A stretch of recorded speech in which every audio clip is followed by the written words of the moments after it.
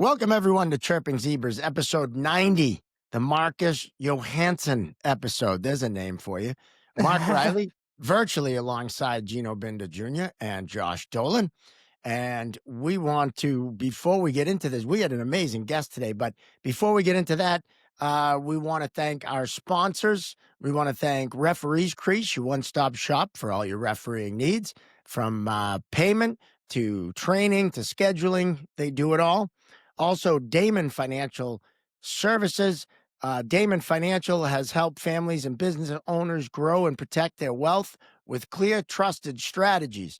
From retirement planning and investments to tax-efficient solutions, they deliver no-nonsense advice focused on your goals. Call 508-321-2101 today to schedule your meeting with Damon Financial or visit them at damonfinancial.com. So thanks to our buddy Mike Damon. And also want to thank Townsend Hockey, Graham Townsend and his hockey school, and we'll hear a little more about that coming up. And also want to thank AOA Studios, who does such a great job. And we're a huge part. Mike Scarfo and AOA was a huge part in our last two episodes. So going on site to the Level Hockey Academy. So I also want to remind you to like and subscribe on YouTube. Smash that button and also follow us on the social medias, the Instagram, the Facebook, and of course, the TikTok. Thank you, Gino. Chirpingzebras.com. You can find out all your information you need, including the online store. It's hoodie season. So let's go. Josh is wearing the quarter zip. And so you get all kinds of stuff there. Timmy Lovell, what a great interview. Awesome interview. Great guy. Known him long time. Yeah. I think the best thing about it was his take on Mario Lemieux ruining hockey. That's funny. Because it's true. I mean, everyone wants that big power forward, 6'2", 220. And, and one thing that we didn't get into with him, when he played with Providence, he was the leading scorer in the league.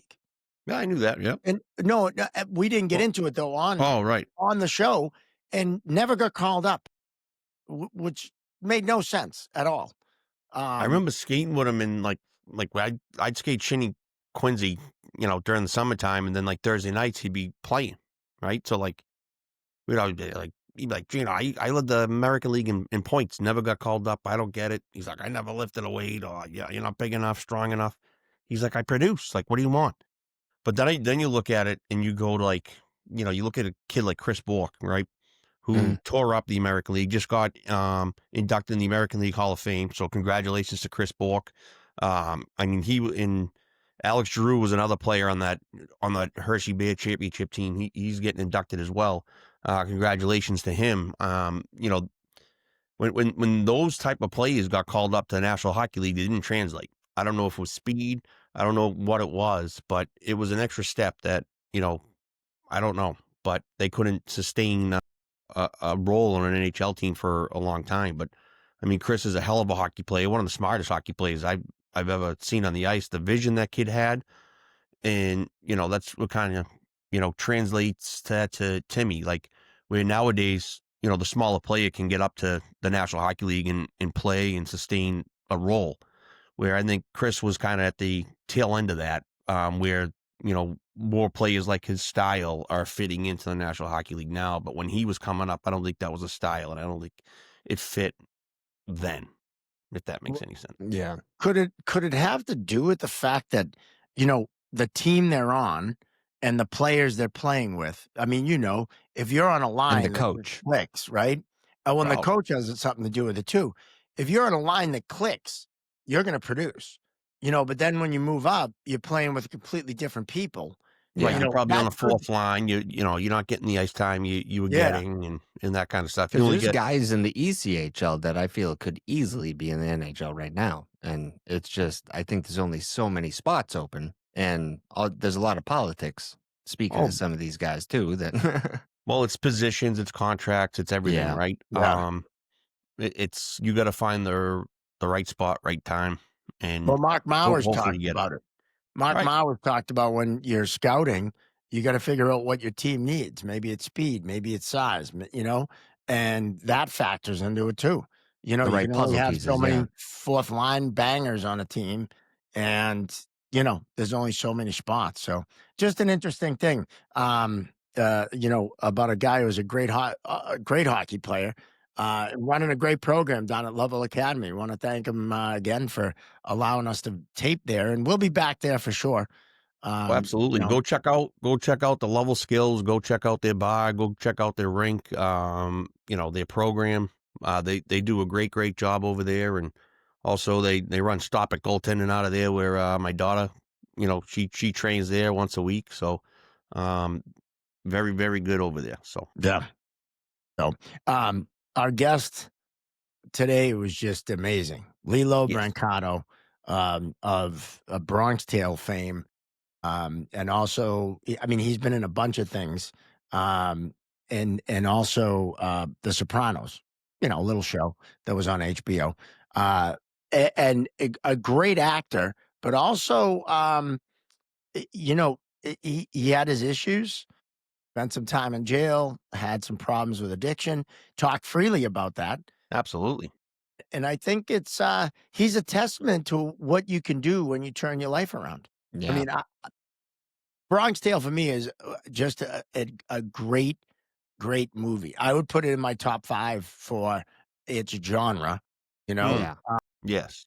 no question. Because my favorite, there's 2 favorite scenes in that movie for me. One was when he had the fight with his girlfriend Jane and her brother when his friends beat up the kids riding the bikes in the neighborhood. And after he says what he says to them, the look on his face, we've all been there. Like he Mm, knew he messed up, right? That right there was incredible. And then when she unlocks the door for him and he walks behind the car and Oh, jumps in the air, yeah. because I you look at love this kid like this tough teenage, and then he became a kid in that she moment. passed I the don't know. test. Yeah, he passed the test. Those are my 2 favorite parts. I thought you were Um, gonna say the biker scene when now you ain't leaving. That's my favorite. I love saying That's that. the best scene. Like I was That telling you guys that like I I just saw it for the first time this summer. That when he walks over and just locks that door and just says, "Now you can't leave." I'm like, Yes. oh, What a line. the look in their face, like we should have left when he asked. Yeah, and Lito's line I'll never forget the look on their faces, All Just right. that is a great scene too. But yeah, it's just a great flick. Um, without further ado, uh, we're gonna we're gonna take a listen to our talk with Lillo Brancato and enjoy.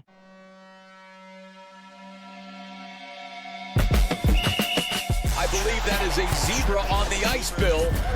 How did he get on the ice? That's amazing. They still can't get him off the ice. This is crazy. Here comes all the zebras. It's a zoo out there. You can't do that. Doesn't matter. Get in the box. Welcome everyone to Chirping Keepers. Maybe we'll all embrace the zebra side. So I just wanted to ask you real quick: is anything off limits? Will like No, no, recovery and no, all no, that? Okay, no. all right. Because both Josh and I are sober. Uh, I'm sober 20 years, so we always, we've had Kevin Stevens on, Derek Sanderson. They both, talked about their recovery. Um, Kevin I'm almost Stevens. 3. Wow, I haven't heard that name in a while. Jeez. yeah, he was awesome. Yeah, he was. He was great. I mean, he played with Lemieux and Yager, and that whole line was just nasty. Yeah, yeah, yeah. That team that was like 90, 91, 91, 92. Yeah, Those 2 years they won. Barrasso was the goalie, Bowman was Mm-hmm. they had a serious team. They had a yeah, they did. series. They were deep. Yep. Who do you think would win in a 7-game series? Them or the Edmonton Oilers from the early Now, 80s? Oh, for now them. I'd have to say Pittsburgh. They were just too big, powerful. They had Oh, goaltending, which Edmonton doesn't have. no, but I'm saying the Oilers with Gretzky, Messier, Curry, Grant Oh, Fuhr, Going against Tikkanen. I'm Lemieux and talking about those Stevens guys. and yeah, that Yager. would be a hell of a series. That would be. It really Yeah. would be. You The know, funny thing is Yager could probably still play for one of those teams. He's yeah, still no, I playing. know. He's still, I know. Mario Lemieux, though, man, we never really got to see how great he really was. He was still that great, but we never got to see how truly great he was. The guy had, bad back. He had the Hodgkin's disease. He missed 26 games, still came back and won the scoring title. I think Mario Lemieux, I mean, the way it stands, I think, okay, Gretzky probably did have the better career, but I just think if Mario Lemieux didn't get hurt and he didn't have the bad back, I think he could have done more and been better than Gretzky over time, just because he was bigger. He was a bigger guy with the same amount of skill, the soft hands. Gretzky had a little bit better vision, but with that vision, you need other players to carry out that vision. You know what I mean? Where a guy like Mario was big enough that when they needed a guy to take over the game, you know what I mean, that had the size, the skill, guy would carry guys on his back, stick handling, and the things he did. I mean, I seen Mario Lemieux score, like 40 goals in 12. I mean, he had 40 points in 12. He did some amazing things. Yeah. And, you know, and like I was mentioning to you that last time, I think when we saw each other, I think a guy like Steve Yzerman, that guy, you put him in any other era, without Gretzky and Lemieux, and that guy's the best. No That question. guy's the best in the league. You know what I mean? And I just think he got cheated. You know what I mean? We just had Timmy Level on last podcast, and that's exactly what he said about Mario Lemieux. He ruined hockey because everybody's looking for that next Mario Lemieux. Like everybody's looking for that next big power forward that can do it all, score 5 goals 5 different ways, Yeah, and exactly. it's never going to happen again. Well, maybe it will, Yeah. but it's it was interesting take. I think it's just now. Do you think? I mean, do you think guys like Lemieux and Gretzky would be as successful in this league today? Absolutely, I think Yeah. Gretzky would. Yeah. yeah, because they Yeah, think the game. I think They're they smart. definitely would. Yeah, Yeah, I think they're generational players, right? Like I don't think it would matter what era you put them in. Guys like that, I mean, and I think I'd throw Bobby Orr, I'd throw Bobby Hull, some of Gordie Howe. I think those guys could play no matter what era it was. Yeah, I didn't see that. I Lemieux was my main focus. I was, I started watching sports like '84. I was a Marino fan, Ewing, all the players that came out that year. And Lemieux, that's when he was a rookie, so that's why I followed his career. But I'm not going to say I like hockey as much as I used to. Once they started with all the expansion teams, and it's just kind of like, and then it just wasn't. I don't watch it like I used to. I used to love it. I don't, you know what I mean? Now I'm more of a baseball guy. Now, you grew up in New York, so who was your teams? Well, not the Jets or the Giants. I was a Miami Dolphins. No, smart. I was a Miami Dolphins fan. But believe it or not, Go Pats. I was a Dallas Cowboys fan because my cousin Anthony, he was like the oldest boy in the family. So he was already a Cowboys fan back. Danny White, Tony Dorsett, Randy White, Tony Hill. Remember those guys in like Yeah. '83? Yeah. They lost in the playoffs to Washington that year, right? Because the Jets and the Giants at that point in time, they were like power football. They were running the ball. They were just so boring, especially for a young kid who doesn't really know the game. He just wants action. And the Jets and the Giants didn't provide that action. You like fall asleep every game.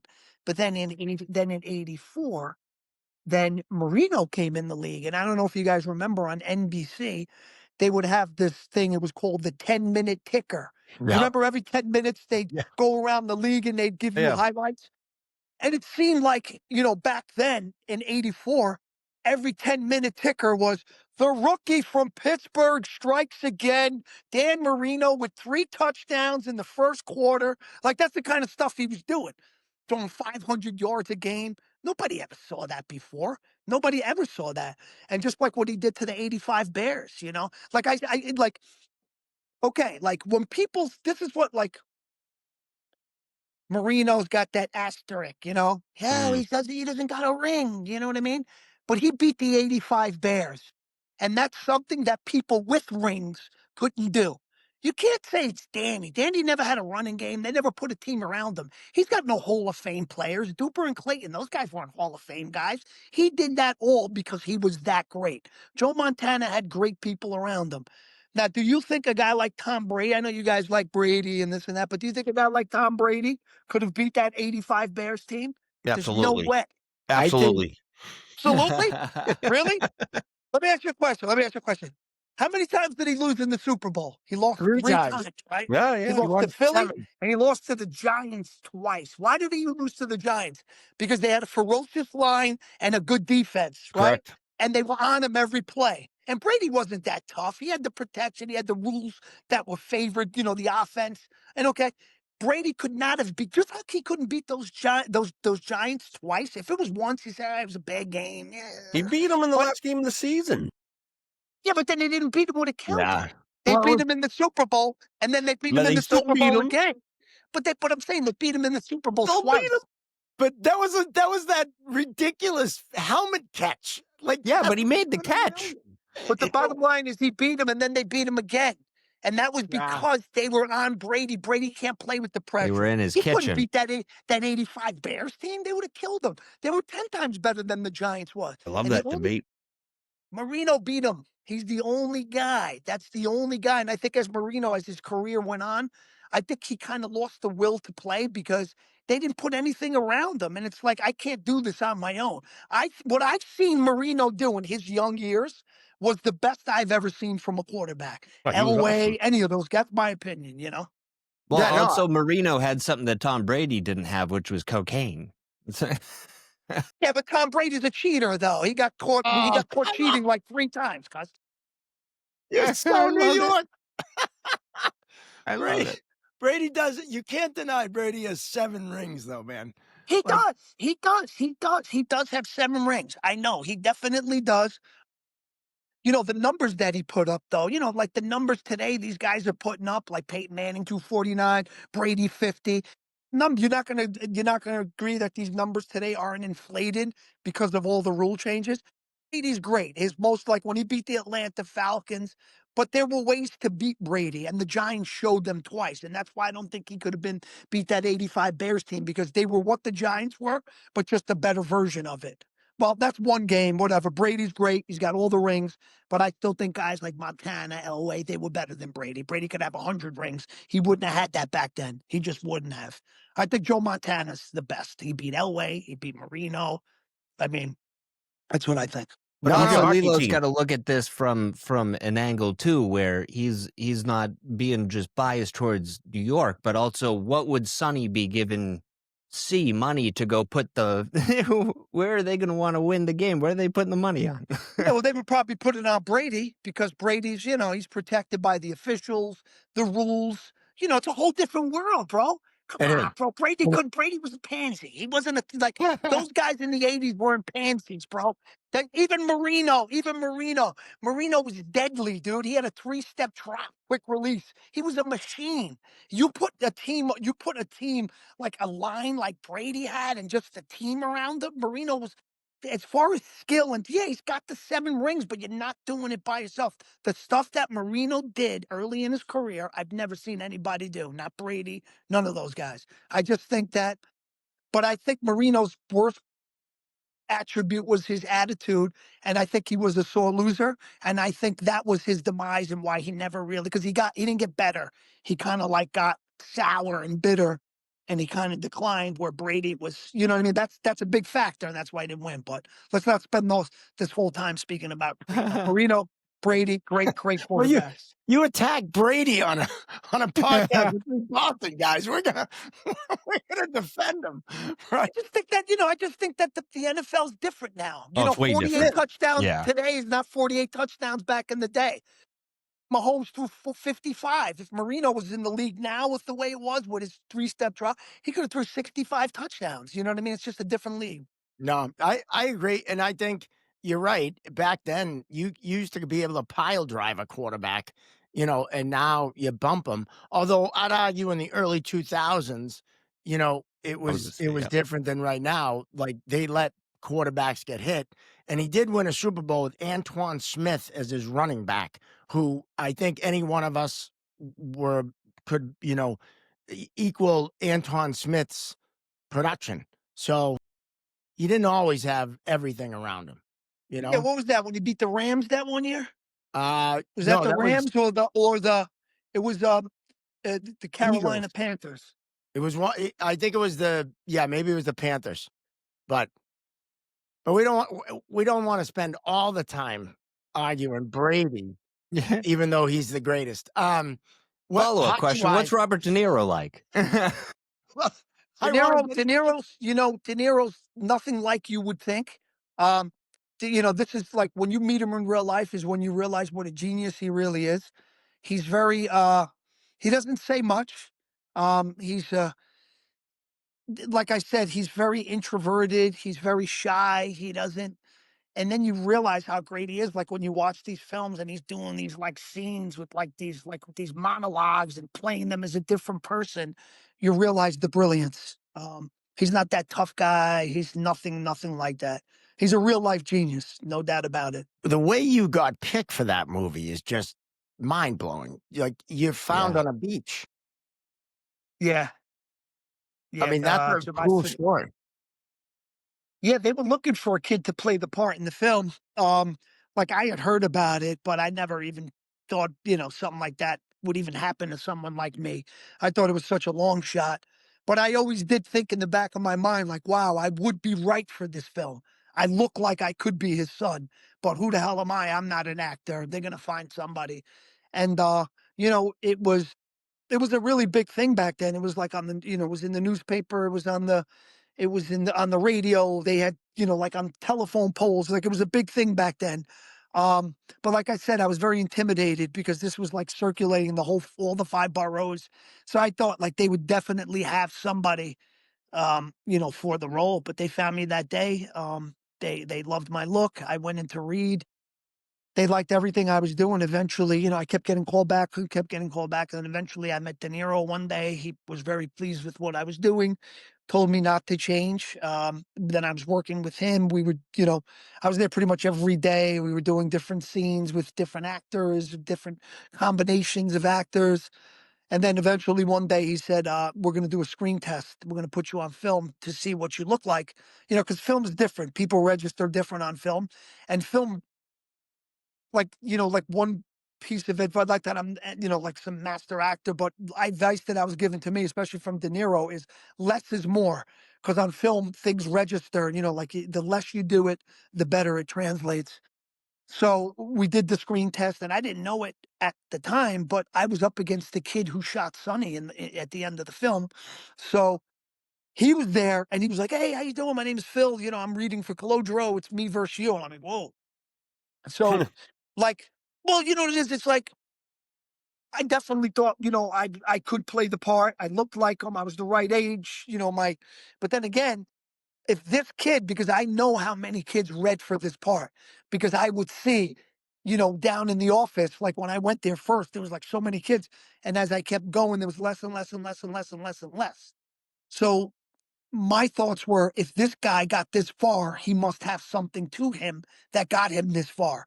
So this is like I was kind of intimidated by that because I was kind of blindsided by it, but whatever. It just, subconsciously made me a little better that day because I did feel really good and everything I did, it came out better than I anticipated. So maybe that subconscious thought of this guy getting in my way propelled me to do a little bit better, which I did, ultimately landed the role. Then we did the film, under De Niro's tutelage. That was his directorial debut, so I learned a lot from him. And one thing that he did do on that film was he paid attention to the details.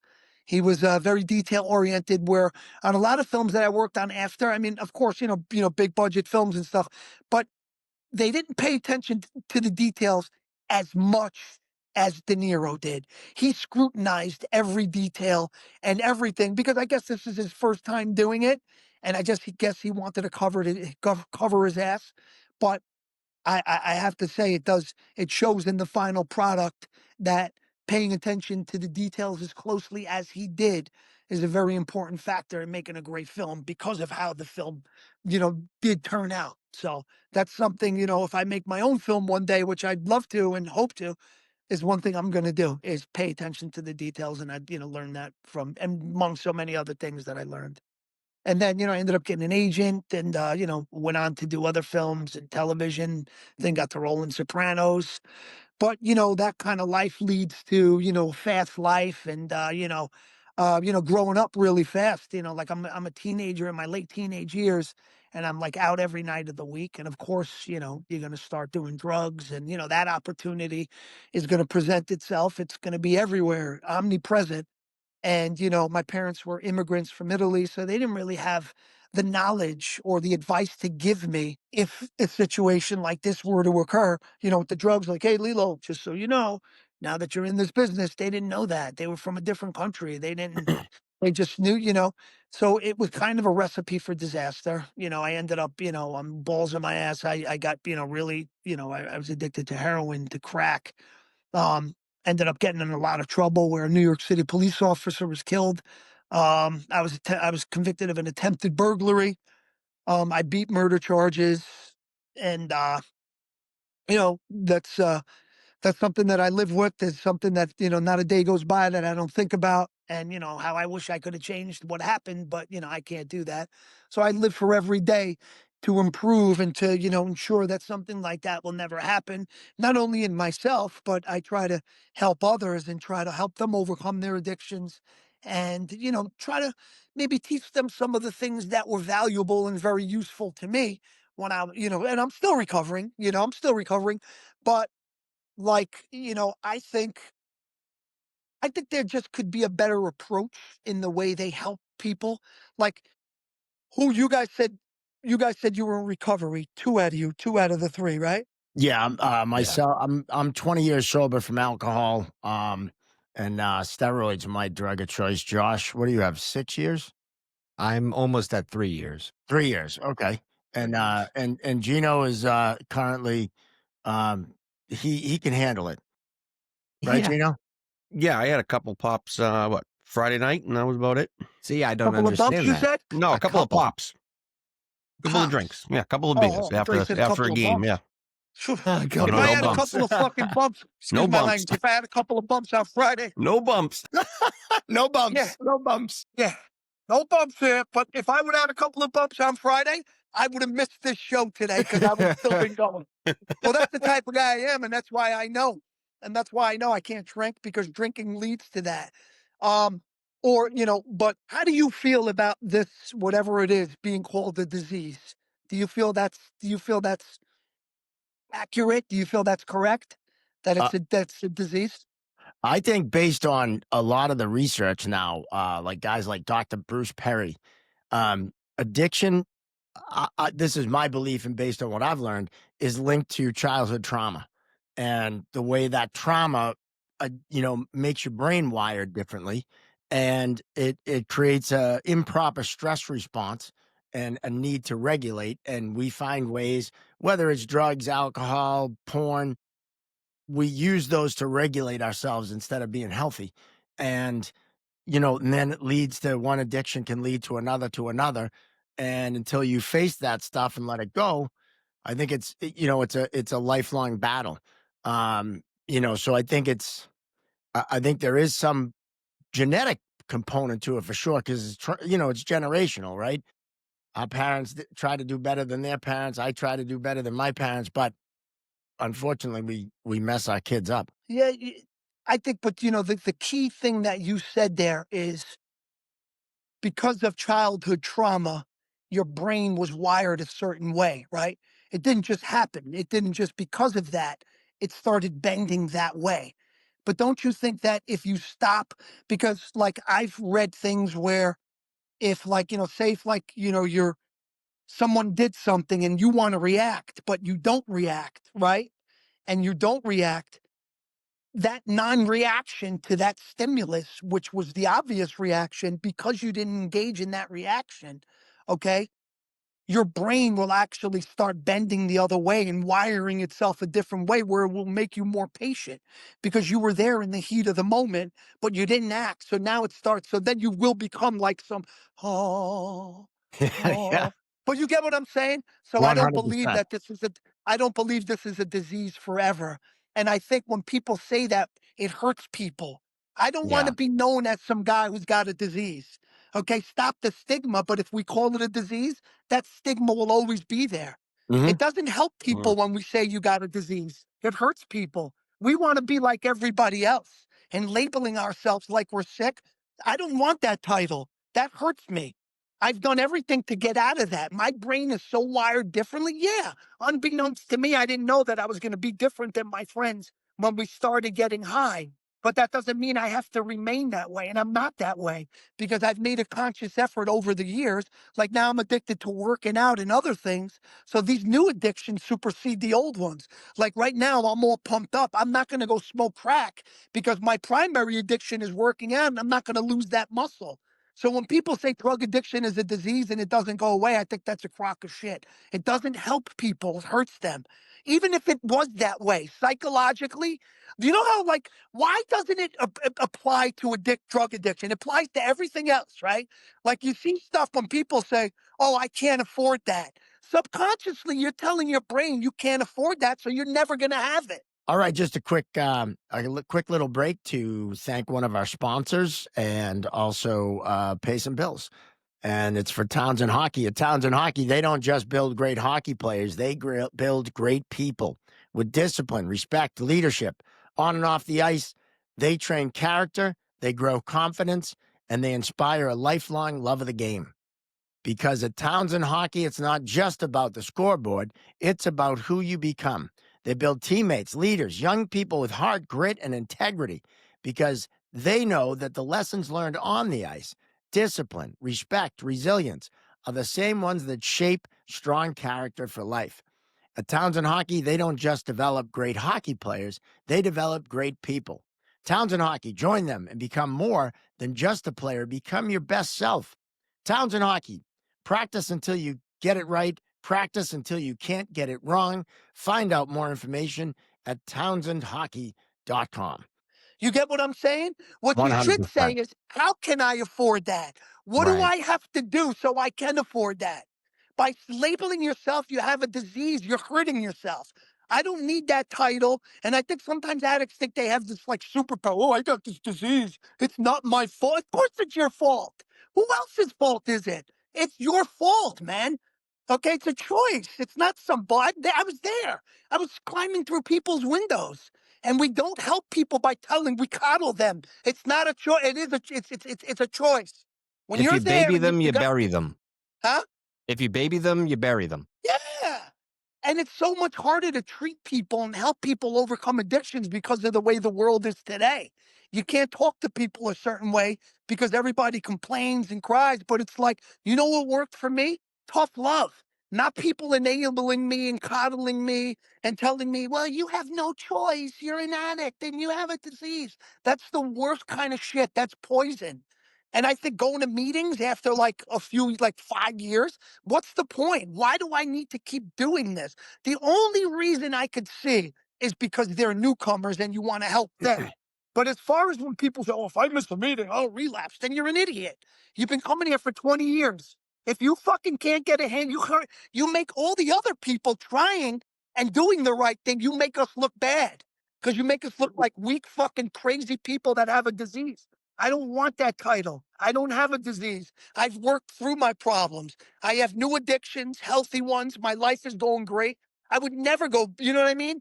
I don't know. I just think, I I don't don't know. even like saying No. I'm sober. I just say that I quit drinking. I just because like I'm that way with everything. I'm like that with coffee. I'm like that with donuts. I'm like it with ice cream. Like if there's something that I want and I'm using it to cope, I'm gonna have 0 or I'm gonna have 12.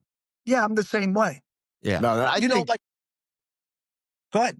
well, I was going to say, one of the things I hear sometimes in meetings is, "Oh, my addict's in the parking lot doing push-ups," and it's like, no, like if you rewire your brain and you deal with all that, now there's no addict inside you anymore because you know how to handle that stress and that in life in Now you general, have the right? tools.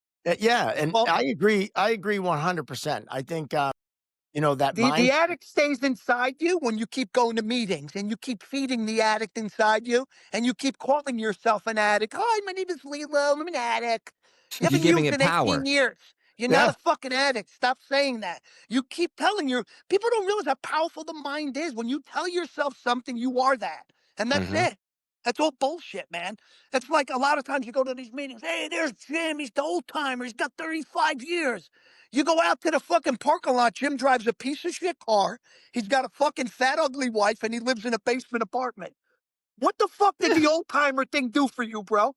I hate to say it. And Matthew Perry, like he was another one. This dude cried about everything. Oh, it's not your fault. And just the way he was so nasty. So you're saying I have a choice? The way he was. He was like such an arrogant like guy. Like that's bro, you do have a fucking choice. And the way you were running with that and your mentality didn't help you, bro. There's so many people out there. Stop telling them they don't have a choice. They do have a choice. And if they know they have a choice, their subconscious and their brains will rewire differently.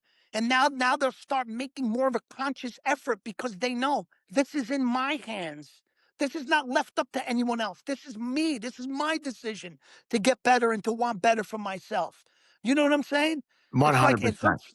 It hurts people, man. I just want to see because, like, come on, man. When I was really fucked up like that, I never thought I was gonna get better. Like, I was like, I'm able to work out. I have discipline to do everything. But when it came to that, I couldn't get a handle on it. It got to the point where it was like as bad as I wanted to stop, I just couldn't. Felt like there was a magnet pulling the crack pipe to my mouth. And then I realized how helpless and how powerful this is. But now, like, that's like such a miserable place. And like, yeah, I got myself to there. And maybe at that point in time, because I was so in the grips and so in the depths of hell, because of my addiction, yes, I didn't I didn't maybe have a choice then. But but as far as like when people think like, they're sober, whatever, and then they go back, oh, because they have a disease. I didn't know, but it's like you can't think that way. You'll never get better. Never get better. And there's so much more to life than going to meetings. It's like to save your life, not to become your life. You know what I mean? It's like there's so much more that life has to offer. And it's great. You want to help people and go to meetings, but there should be a balance struck to really realize why you're getting sober and living life and to be able to see it rather than smell coffee and hear people tell stories. No, I agree. And I think the trauma that we had, that wasn't our fault, right? But then, in the way our brain wired, not our fault. But at some point you have to take responsibility for what you've done and make a choice to change. And one of my favorite words is neuroplasticity, right? Like choosing to rewire your brain. And it's not easy work. It's fucking hard. But it's worth it because once you do, then you can live like you said, healthy and happy and Do you eh, Sorry, I didn't mean to. I was gonna say, do you think like going to a place like that, like Lilo was just saying, he was in the depths of hell. Like, do you think sometimes you gotta go to a place like that to be like, I don't want to go back there anymore, to be able to like be addicted to being healthy and working out? Because like I wouldn't be as militant as I am about doing a good job on everything if I didn't fuck up so bad before. yeah, you have to have that rock bottom, as they call it, right? Yeah, And some of us, I've had multiple, and when you hit that, eventually you realize this isn't working. You yeah, know, I'm yeah, not You happy. know what it is too? You know how you say you were very militant and stuff like that? That also goes back to what you were saying. I either have one donut or 12. yeah, That's just your personality. I don't necessarily think, it's addiction or drug or whatever it is, it's a disease. I think it's just you have an addictive personality. yeah. And that personality manifested unbeknownst to you. You didn't know that trauma was all sitting back there. And now you and your friends get high for the first time. They don't have the trauma you have, so they can pick up and just leave it and not go pick it up again. Right. But you didn't realize you had all that trauma, and then you went and got high, and you realized, holy shit, man, this takes me out of my head. I I start haven't thought running from me. yeah, I haven't thought Uh-huh. about shit that I've been thinking about for years in like 2 days since I've been getting high, and you know what I mean? Yeah, But that's not the way to do it. In the short term, you'll think like, wow, this is such a relief. I can get on with my life now, not being in my own head. But then you realize that the addiction and the course it takes is its own animal, because then you're going to realize it's hard to afford, and you're going to get deeper and deeper and deeper. And then before you know it, your moral compass goes down, and then you start doing crazy shit. Yeah. Shit that you Yep. never thought you'd do. Like you'd be fucking climbing through somebody's window. Like, what happened here? Yeah, What it's went wrong? But yeah. he was saying neuroplasticity, man, that's what it is. That's why that defies, like when you say addiction is a disease, that defies logic. Neuroplasticity is like logical. It's the way the brain works. When something bad happens, your brain will fucking take it and like for survival. People say, oh man, you only remember the bad shit I do. You don't remember the good shit. Because that's the way the brain works. They're not doing that on purpose. They want you to, because if this guy does this bad shit again, this could harm you. So Mhm. now your brain is holding on to that, because this time you did get harmed. So now let's hold on to it. So next time you have that extra layer of protection. We see it coming, like reading the defense. We know what's coming, so we prepare for it. You know what I'm saying? But and that's just the way it is. The first time is the hardest. The first time, Saturday night. You know what I'm saying? I want to go out and smoke that rock, and I want to go crazy. But that first one, right? That Saturday night, usually you give in and you keep teaching your brain and wiring what it already knows. So therefore, it's going to be harder to get out of it years later. But there's got to be that one time. If nothing changes, nothing changes. So that one time, instead of going out on that Saturday night, you say, you know what? I'm not going to go out. You fight as hard as you can to stay in your house on that Saturday night, and you get through the night, you wake up the next day. When I used to be in LA, my goal every Sunday was to go to Denny's with my cousin. Because if I went to Denny's, I wasn't out smoking crack and being a derelict somewhere in Hollywood, because he used to live down by the beach. I would come down by the beach, I would run in the morning, we go to eat Denny's, and that was the thing.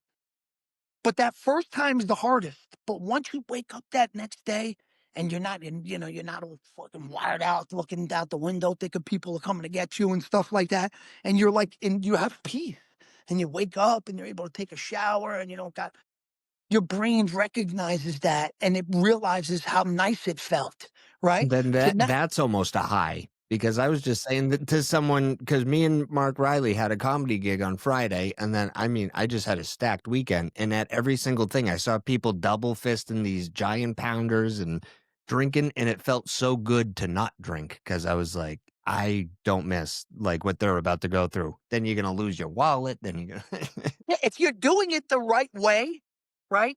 When you're around that kind of stuff, it doesn't bother you, because you're living such a good life that why would you want to give it up for that? what People that bothers me say is they people got a being like, "Can I disease, and drink if in I front of do this, you?" I'm when like, "Yes, people say drink." they have a disease and they're doing this, I think you're making your recovery harder, because it's like, oh my God, you want everybody to know I'm fighting. I don't, you know what I mean? It's like, just don't do it. And it's like I don't know. I think your mindset is everything. There's such a huge psychological component to recovery. Sometimes you got to psych people in, or you got to psych them out. Sometimes you don't need to tell them the truth, even if it was a disease, which I don't think it is. But even if it was, I don't think that's the best course of action. And I don't to tell them that they have that, because it hinders them, whether they subconsciously or do it or not. It's still going to hinder your growth in life, because you already have this preconceived notion that I am Makes sick sense. and I have a disease. Yeah, You know? I think one thing back when the 12 steps came around, and Bill and all that, there was no research on trauma. There was no research on how the brain develops, and how you can rewire that. There was none of that, and now there is. And now, if people aren't tapping into that, there's a book, How to Think the Way to the Life You Want. That book can change everyone's life. And it's all about that. It's all about attitude. It's all about how you think, and what you think you will become. You were mentioning, I can't afford it. That reminded me of Robert Kiyosaki, who wrote Rich Dad, Poor Dad, right? He had one dad that would say, "Oh, we can't afford it." Another dad would say, "How can we afford it?" Right. That's So everything. all attitude. It's all attitude. I agree 100%. Yeah, that does it and it's so hard to talk to people I'm at the rehab. I'm director of public, I run groups there, and I really, really put my heart into helping people. But when they try to run with the notion that they have a disease and stuff, I tell them you're not going to get better this way. This is you're not, there's no accountability. Because it's not your fault. You're never going to get better like this. Never. And some people, they just, I don't know, man. I don't know. I don't even want to say they're not strong enough to do it, but maybe there's just something inside them that's really holding them back. But I'm so I couldn't be happier that, I don't ever crave getting high. There's never, I mean, craving and fantasizing is two different things. Fantasizing of the old days, which I know could never be again, and I know I can't go do it better or right this time. Well, now I'm older, so I'm smarter. I'll only do this. There'll never be a right way to do it. But I think of nights and times that, I did have, before it got so bad that and then it just got a hold of me. But as far as craving it, I just don't. Because I know I'm addicted to working out. That's why I'm drinking all this water. I'm so dehydrated. Yeah. I was on the treadmill before. I had 3 space heaters and the whole power went out in the house. I had a set in the fuse because I had, I had clothes, I had 3, 4 sweaters. So I get Monday's my day. I do cardio, but not as intense as I do today. I don't want to burn muscle, but it's good to really keep, set the tone for the week. That Monday and really get that metabolism flying. You know what I mean? Well, I mean, you're definitely a testament to how someone can turn their life around. I Yeah. mean, there's no question there that anyone who needs a story to demonstrate how you can, go from as low as the low to where you're at now, it's remarkable. And I think and you working like you said, newer people, new people. That's what it's all about, giving back. Yeah, absolutely. That's the only thing I can see for someone going to meetings after so many years. You know what I mean? Because there are the newcomers and you want to encourage them and you want them to get to the point you're at. And the only way is, they need the encouragement, they need the support system. But when I hear people say I've been sober 24 years and if I miss a meeting, I'll relapse, then you're doing it all wrong. Then what are you going Yeah. to a place for 24 years that if you miss it once, that it didn't teach you anything, that you'll go right back?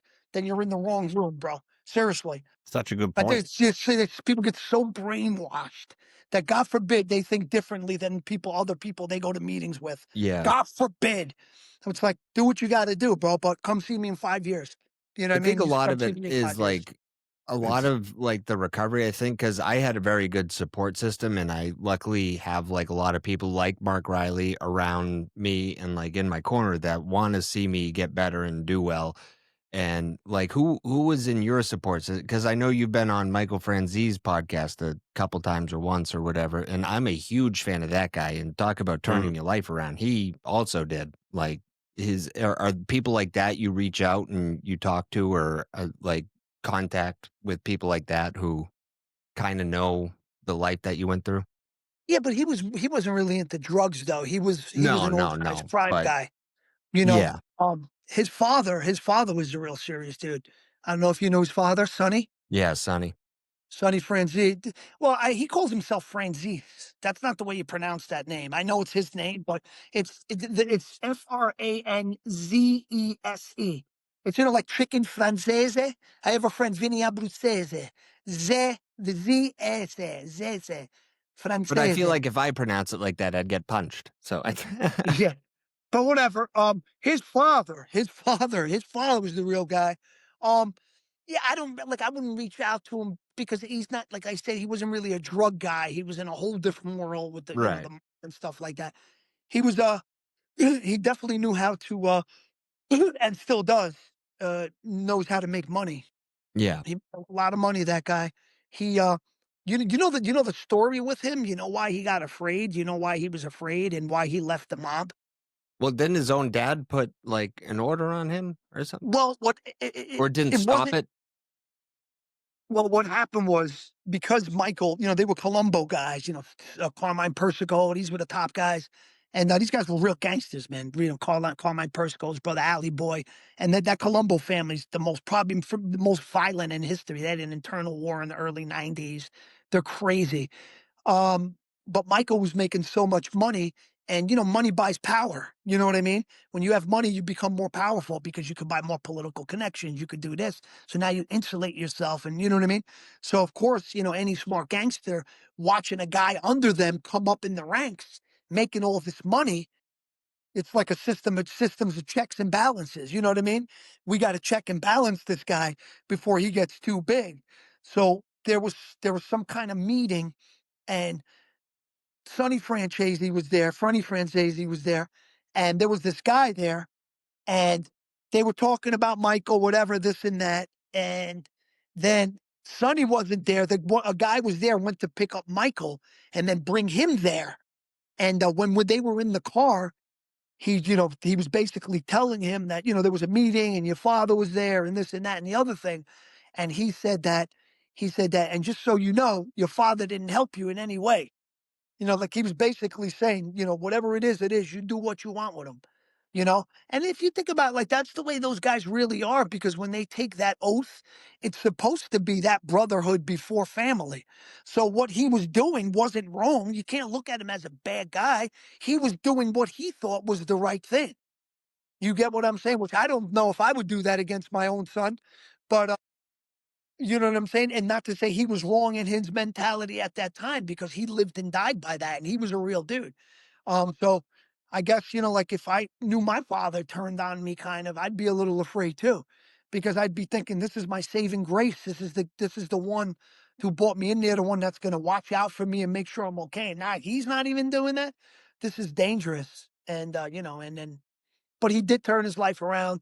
He's got a family, beautiful family. He's still very successful. He's doing a lot of good things.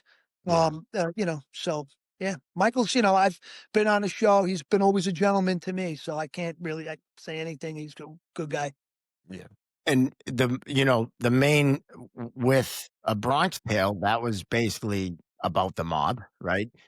Brilliant movie too, and you in it, and not because you're sitting here, but just absolute brilliance all around. I mean, Chaz Palminteri with De Niro, just a great movie. And then you're in The Sopranos, right? What's it Yeah. like to work with James Gandolfini? I mean, what's it like to get killed by him? You know, like, You know what, man? Like, I knew Gandolfini already. Like, I already worked with him. Like, when he wasn't that big of an actor, like he was on The Sopranos. So when I went on the set and I saw him, he knew me from back in the day. So he didn't really play that Tony Soprano. He was like, "Hey, how you doing? We spoke talking about from the show. We did Crimson Tide together many years before, that's right. and That's right. so I knew him. Like, I used to sit and chat with him outside because he's from Jersey, and he doesn't speak with that Jersey accent the way he does on the show. He speaks like he pronounces every word and stuff like that. So when I read for The Sopranos the first season, I didn't get the part for Brendan Falone. Christopher's friend got shot in the face, in the eye, in the bathtub. So I was watching TV, and I saw the coming attraction for the show. I was like, "Oh, the show's finally coming out." Like, I didn't even think about it after I didn't get the part, because as an actor, you shouldn't. You don't get the part, you just move on. You know what I mean? You don't want to. So I remember I'm watching the coming attraction, and I see Gandolfini, and I'm like, "What?" I'm like, they chose this fucking guy? I'm like, "What the fuck?" I'm like, they got so many guys that they could have got from these mob movies. Even a guy who played, Bats from Goodfellas, remember? He was in there, he was Mm, Leotardo. yep. Did they get, like, I never even heard him speak, like, you know what I mean? So I was like, wow. And then I was so like blown away by that first episode and how good he was and how good that show was. It was like unbelievable, genius, the best.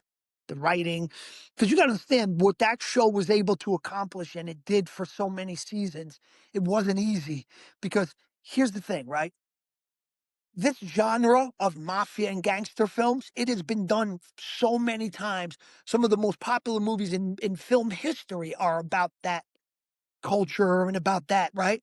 So now here comes this show, right? And it's depicting the mob on the East Coast and, kind of present day, right?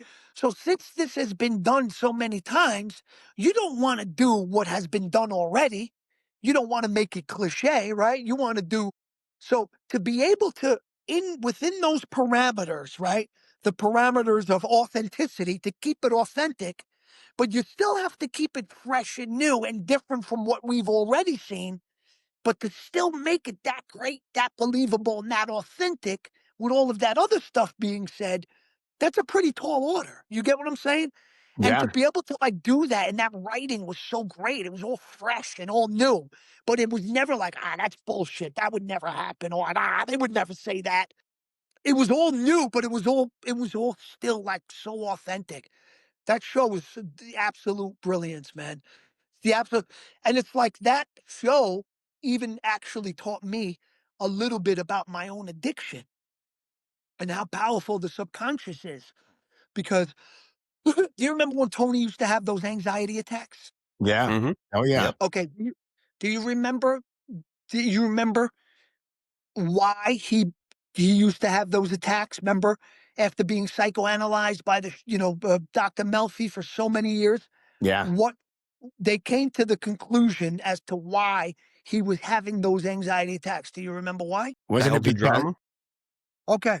Do you remember he do you remember he told a story when he was a kid? Yep. And remember you were talking about trauma, Yep. childhood trauma. Yep. Childhood trauma Yeah. is responsible for almost everything we do, what we say, how we act. Childhood trauma is like that's it. It's our like almost like a foundation, not a good one, but this is what we're built on. This, it's a little shaky. Okay, so remember he said his Uncle Junior and his father had to go see the guy Satriali. Remember the pork store? Because that wasn't their pork store. They took it from the guy because he couldn't pay, right? So they went to see him, and Tony's father told him, because this was, when Tony was In a the kid, car. his father told him, stay in the car. Yeah. So they went to go talk to the guy. The guy says, I don't have my money. So they get the guy's finger and they cut it off, remember? In Mhm. the deli slicer. So Tony came, he was watching the whole thing, and his father goes, what the hell are you doing? I thought I told you to stay in the car. And then he came to the realization, he goes, if any other little kid saw what you just saw, they would have ran, but you stayed. So the bottom line is, remember his mother when he was a kid pulled out the roast beef, he passed Mhm. out. He Yeah. was grilling meat. Yeah. He was grilling meat outside. He passed out. He went to go get the meat out of the refrigerator. It was because of meat. The meat is what set off those anxiety attacks, right? So with that little piece of information, I guarantee you he could probably never have another one again. It's that simple. Either you don't eat meat anymore, or when you're going to be around meat, knowing what you now know, you're a little more careful, or maybe you sit down and to see how that is. Maybe if I sit down, I won't fall because I'm not standing. And maybe my body will react differently. You don't get what I'm saying? But that's Absolutely. what it is. That's the same thing, our subconscious, right? Because of the trauma, what I mean, we act out, would go get high. He was acting out by having anxiety attacks. But sometimes it's those little things we need that make such a big difference in what we need to figure out, because it's like a demonic possession, right? When you're like trying to be good and then like something, overcomes you. And next thing you know, you're out there getting high. Like, damn, what the hell's going on? I tried so hard. It's like that demonic possession. But there's something that's causing that, like the meat was causing that for him. There's something that causing that in us. And I think sometimes, like the rehabs, these are all great because you can talk to people.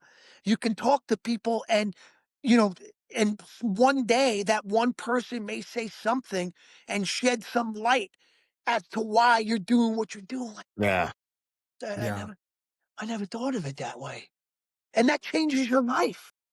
It's kind of one of the brilliant things of The Sopranos was making Tony so vulnerable. Just the fact that he was in therapy. It's like what gangster goes to therapy and then Yeah. figure Almost got him shit clipped. out from it, right? And all the other gangsters were upset, like if God forbid they found out. But you know what? As a boss, I would make it mandatory for these guys to go see shrinks. I would say, but listen, you don't talk about anything that's going to get anybody in trouble. But you know what? Who cares? Maybe you become a more better, well-adjusted gangster. You're more effective, right? You don't got, Yeah. but it's the truth, right? Because if you're more well-adjusted, you're more at peace with yourself. You can do what you do. Because I'm still a gangster. I still know the principles here. I still know what I have to do here and what I don't have to do and what I can't do. but I'm just going to do all those things a little bit better now, knowing what a little bit more I know about myself. Because Yeah. now I know the things that make me tick. And that's why, like, I'm not going to lie, man. Another thing, prison. Everybody thinks prison's such a bad thing. You know how much time I had to reflect in 8 years sitting in a friggin' cell? How much downtime there was to think about, things and play out different scenarios, and like, holy shit, I never know that. I never realized I was doing that because of that. And it was only because I was in that cell. And then you start thinking, like, you start digging so deep where you're out here, you don't have the time to dig that deep. But sometimes I really recommend sometimes take that time for yourself with nobody else. Just be by yourself. And your brain, you start thinking about things. You start thinking about things. You want to hear something funny?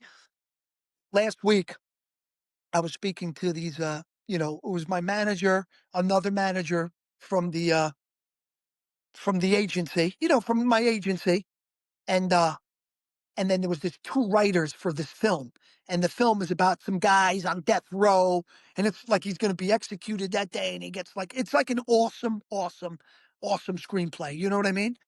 And the guys basically, basically the Zoom call was to why should we give you this role? You know what I mean?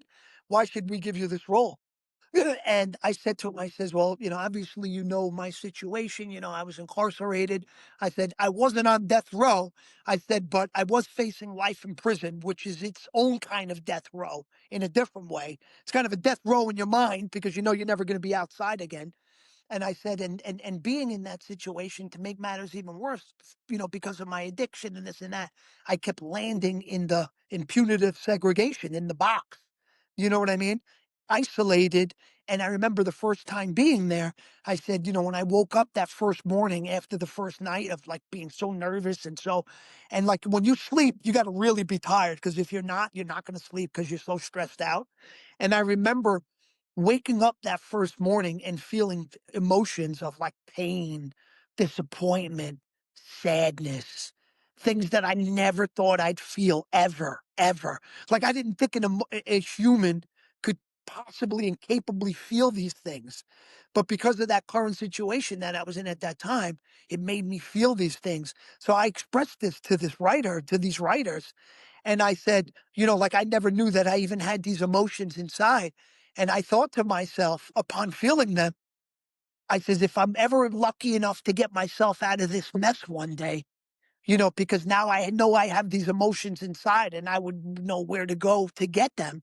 I said, I wish I get that role one day where I can use these newfound emotions to really knock it out of the park. So then I told him, I said, well, this is the role. And the guy was like blown away. I mean, the moral of the story is this: jail was a shitty thing, right? And like, there's such a stigma if you, oh, my son, oh my God, your son was in prison.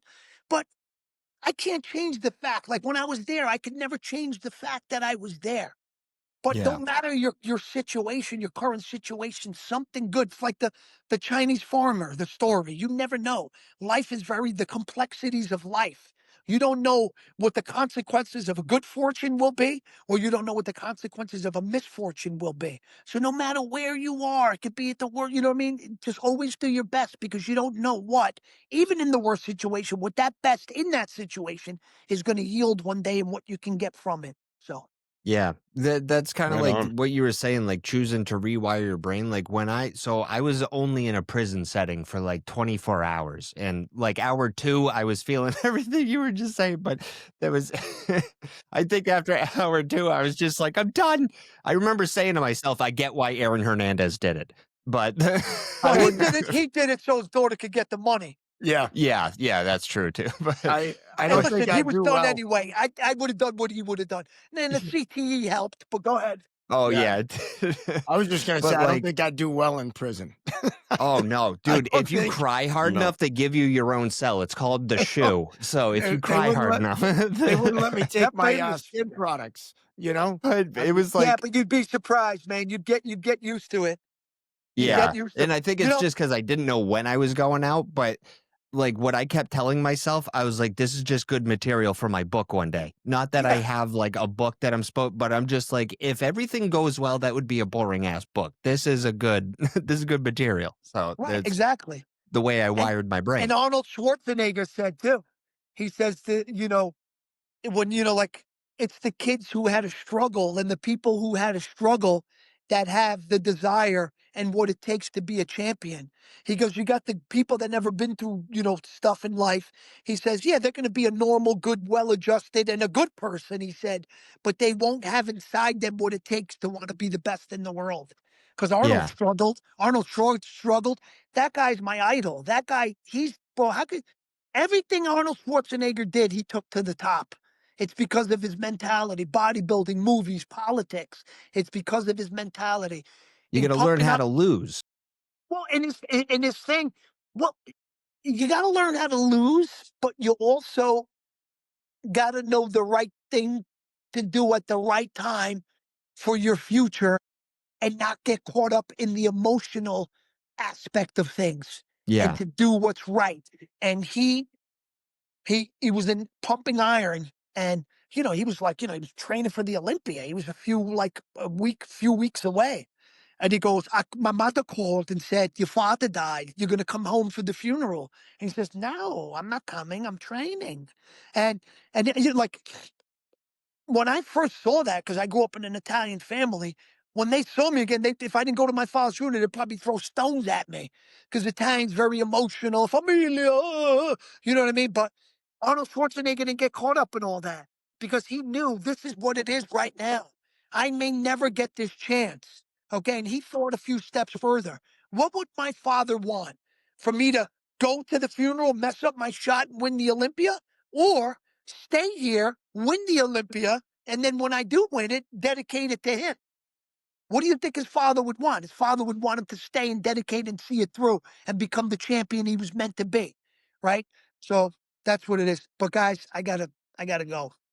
No, we Right on. appreciate it, Lilo. And This was now I awesome. know why we hit it off so quick, because Arnold's one of my idols. Love that guy, man. He's Oh, so smart. just Stallone's another incredible. one, though. If you ever hear Stallone talk, these guys are just filled with wisdom. Stallone and Schwarzenegger, man, those guys are so smart. Another Stallone, Rocky, it's not about how hard you hit. It's about how hard you can get hit. Yeah, that whole movie's a big symbol. It's just bro, he wrote that movie, man. That was like, oh my God. There's nobody in the world. Like, when you think of Rocky, you don't think of anybody else that could have played that. Just like The Agreed. Godfather, Marlon Brando. Nobody in the world could have played. You don't see anybody else. But guys, thank you for your time. Thank I you. appreciate it. Thank And you. No, it's been great. Brady would have not had been as Brady- successful Brady's the in the best. 80s Come as on. he was today. Who's But your he did goat? go to a different team. He I did go gotta to a ask you different this team real and quick. won. I got to ask you this real quick. Who's your goat in basketball? All right, good. I was afraid. After all that mob talk, you're going to bring up basketball? Yeah, Yeah, right. yeah. Our Real quick, last though, episode. remember Arturo Gatti, the Yes. boxer? Yes. Yep. Yeah. No one ever said it, but he had CTE, and that's why he killed himself. Who got hit in the head more than him? I guarantee his brain was shrunk to nothing. Yeah, they blamed it on that girl. That girl didn't kill him. He killed himself. His own brother said it. And I'm going to tell you another person, you know who had his CTE? He killed 2 people, got away with it, and they never mentioned it. And I guarantee you he had it. OJ. OJ had it too. Oh, He was the yeah. running yeah. back in the 70s when the helmets were like this. Yep. You know he admitted that he did it, right? Did you know in the last yeah. documentary on Netflix, his manager who does it, well, OJ's dead now, but he stopped talking to him after. He's in the Netflix documentary, the most recent one, it's in there. He said, OJ asked him, do you think I did it? And he looked at OJ and said, I always thought you did it, OJ. And OJ said, if she didn't come to the door with that knife, she would still be alive. So he's saying it was her knife, and he grabbed the knife and he did that. Yeah, watch that. All right, guys. Thank you. Hey, Hopefully the we gotta weather wait. gets We gotta better. just gotta make sure this records. Lilo, Yeah, I'll thank just you hit the very stop much. button real quick. You want me to hang up? Lillo Brancato. What a guy. Yes. That was probably one of my favorite interviews ever. I mean, if he didn't have to jump, I think he would have stayed on for 3 hours with us. I think he would have. And the only thing I didn't like was his take about Brady. I thought that was going to be the whole episode. Yeah. Big Dan Marino fan. Yeah, yes. But just the way he describes, his issues and how he said being in jail, he turned into a positive. I mean, just an incredible person and someone that everyone could learn from. Absolutely.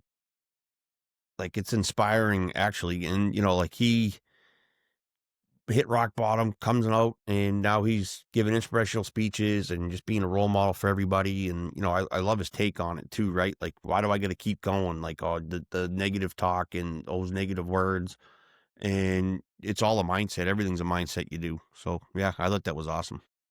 Yeah. Well, I mean, mindset is everything, right? Whether it's in sports or life or refereeing, right? Yeah. How you And go like the into whole it. rewiring and like changing your behavior, which I was even doing in that last episode because Riley, we had a show on Friday in Mendon. And the headliner and former guest PJ Thibodeau was like, I love watching the show because you can't fucking sit still. And he's like, you're just always moving. And so that was in my head the entire thing, PJ. So I hope I sat still long enough for you. He did say that. He said, my favorite part is watching Josh, get up, leave, come back, start playing with stuff. I'm doing a lot of things, guy. I'll tell more jokes next time.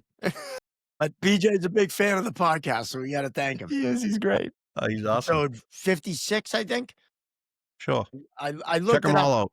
I looked it up that night because when I introduced him, I said, former guest and whatnot.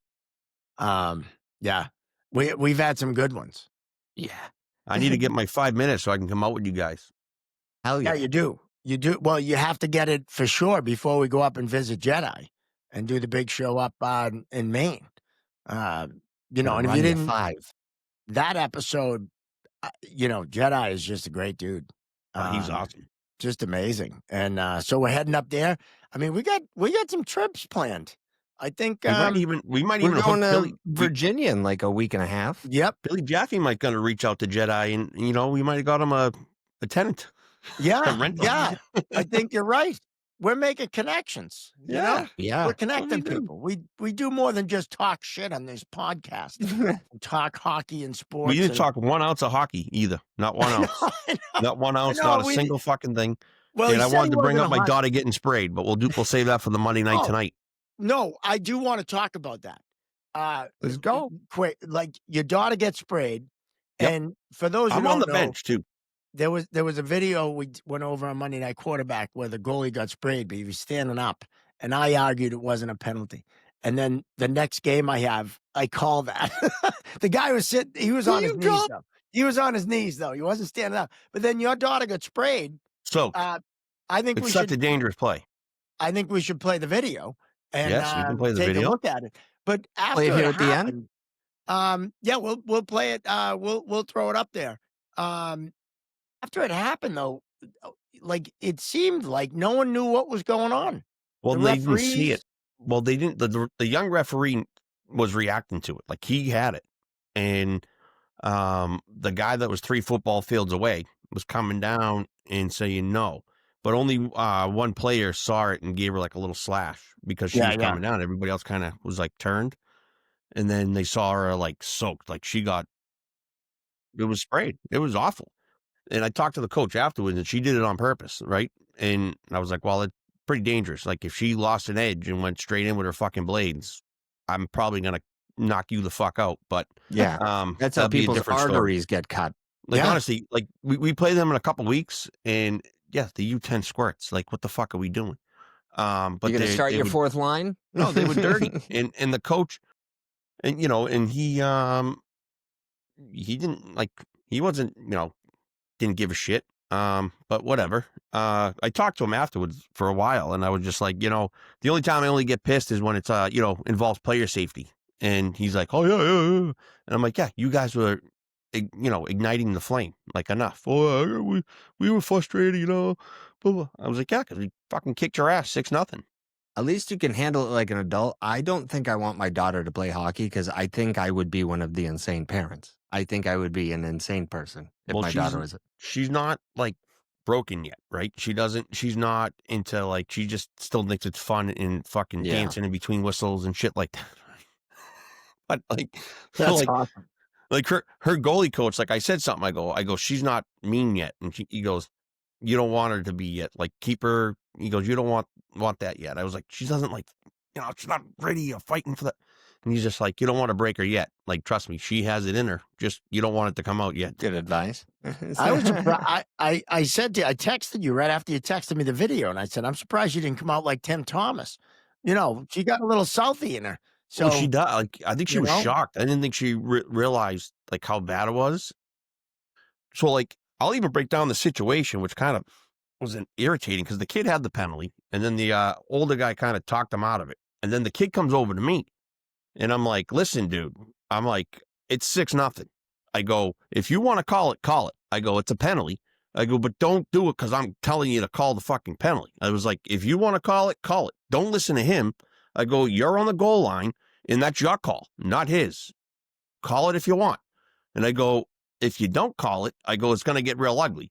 However, you better go say something to that coach and tell him to cut the shit. And, he went over and assessed the penalty, and I'll show it tonight on the Monday night, how I break it down and all that kind of stuff. But like, even afterwards, I talked to the guy, and he's like, oh, she could have made a play, and that's not. I go, dude, the whistle was way late, and then she comes in and just soaks her, like, way out of the way. Completely deliberate. Avoidable. And, yeah. You can hear me yell right away, and I'm like, I want to see this video. One of my favorite parts is her teammate kind of wiping her mask because there's snow all over. And so, I mean, I told you. That Charlie Coyle going? We play him in 2 weeks or 3 weeks or something, but I Can can't I wait. rep that game? Sure. Am I No, too actually, old? it's not our game. It's at Valley. I was gonna say maybe I might be too old though. I don't know if you'd put me on that level. You'll be fine. From what I think you can handle it. The videos I see now from college hockey, holy shit. Nothing's getting called. I just It's sent it to the group. Unbelievable. Yeah, So, it's well, they changed the rules again. Now you can call minors and this and that and let things a little bit go. They want less is more, and then they complain about the calls when they're called, and then when they let go, they complain about that. So yeah, no, I think it's getting to the point where the pendulum's got to swing back. I mean, we're letting too much stuff go. And now the kids are taking liberties. I mean, like we talked about it. How many scrums after whistles in college hockey? It's ridiculous. And kids are throwing punches. They're not just, grabbing each other. They're throwing punches. what was that? Michigan? What was it? Michigan, Wisconsin. Wisconsin. Yeah. Chris Henry sent me the video, and I couldn't believe they came out with 2 and 10s on everyone and an extra 2 on Michigan for charging. Same thing. They hang on. They did this. They did the same thing. Sacred Heart, Ohio State, and it's public knowledge now. But player got suspended from Sacred Heart. And it's just that was 100% on purpose. That snow blow. Yes. Oh my goodness. Were you the one that screamed? What was that? Yeah. I'm like, what the fuck? And yeah. That's me. Gino yelled. That was with no microphone. I was right. Hang on. I was right below the live on mic. Yeah, we'll go with that. No, but getting back to that, like they're literal line brawls. Like just because you have your gloves and a helmet on, doesn't mean it's not a fight. If you're throwing haymakers, yeah, and when I reffed, maybe not now because it's changed, but back in the day when I was doing ECAC, a penalty was a penalty. And if 2 kids started throwing down, you gassed them. That's the way it should have been. And now it just seems like referees are afraid to call what's on the ice. I mean, there was 2 major charges on that video, and neither were called. And then there were 4 fights? Just, I don't know. It's someone's going to get hurt. Like you mentioned, player safety. Someone's going to get hurt. So, but we're not going to solve the problem here. We're very good. But what an episode. Lillo Brancato, Yes. I want to thank him for coming on. If you haven't seen A Bronx Tale, You need to go watch it right now. Yes. How have you not seen it? And how have you seen it a year ago, Josh? But go ahead. I was Well, born he's in young. 91. He's young. That's why. I'll give Josh a pass in that I he's still haven't young. even seen The Sopranos, so I mean, That's absolutely unacceptable. sorry. Because it came out, what, 20 years ago? I think so. But if No you haven't seen spoilers. it, Lilo was in season 2 in I think 5 or 6 episodes, and he gets killed by Tony Soprano. So that's pretty cool. To say one of the most iconic characters, ended your run on the show. So And 2 of the most iconic movies. yeah, well, and he's worked with De Niro, Chaz Palminteri, um, it- you know, uh, everyone in The Sopranos, including James Gandolfini. Yeah. Just incredible, just incredible. So, want to thank him for coming on, and want to thank you guys for tuning in and listening. Whether you see us on YouTube or listen on Spotify, Apple, or wherever you get your podcasts. And that reminds me, like and subscribe on YouTube and follow us on not only on Spotify, Apple, but also on the social medias, the Instagram, the Facebook, and of course, The TikTok. thank you, Gino. And want to thank our sponsors, the Referees Crease, also Damon Financial LLC, and Townsend Hockey. Check those out and support them like they support us.